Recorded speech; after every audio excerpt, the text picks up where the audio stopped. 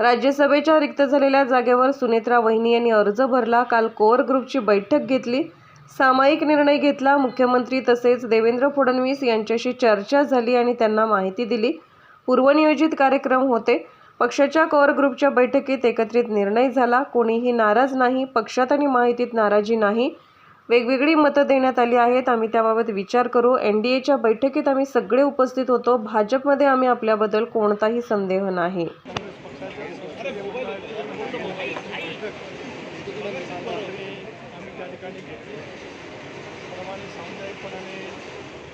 साऱ्या गोष्टीचा विचार करत ते थोडासा खाली घ्यायचं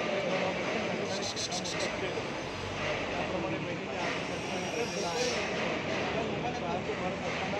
घेण्याचा निर्णय झाल्याच्या नंतर राज्याचे मुख्यमंत्री महोदय, उपमुख्यमंत्री महोदय देवेंद्रजी असतील, शिंदेसाहेब असतील, यांच्याजवळ माझी स्वतःच दूरध्वनी मना त्या ठिकाणी चर्चा झाली आणि आज आम्ही अर्ज त्या ठिकाणी भरतो आहोत। अशा बैठक सुद्धा त्याला त्या ठिकाणी सांगितलं। साऱ्यांचेच पूर्वनियोजित कार्यक्रम त्या ठिकाणी आहेत आणि होते, त्याप्रमाणे त्यांच्या मनापासूनच्या हार्दिक शुभेच्छा आहेत।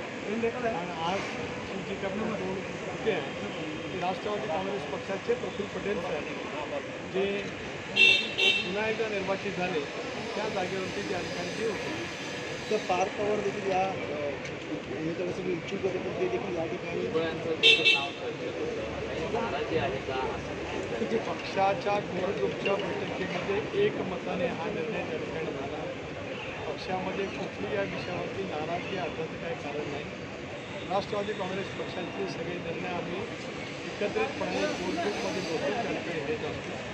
निर्णय घेत असताना प्रत्येकजण आपापली मतं त्या ठिकाणी मांडत असतात आणि एकंदरीत पक्षाच्या हिताच्या दृष्टीकोनातून उद्याच्या भवितव्यामध्ये काय त्याचा सारासार विचार करून आम्ही त्या ठिकाणी निर्णय घेत असतो। तशा प्रकारचा निर्णय झालेला आहे।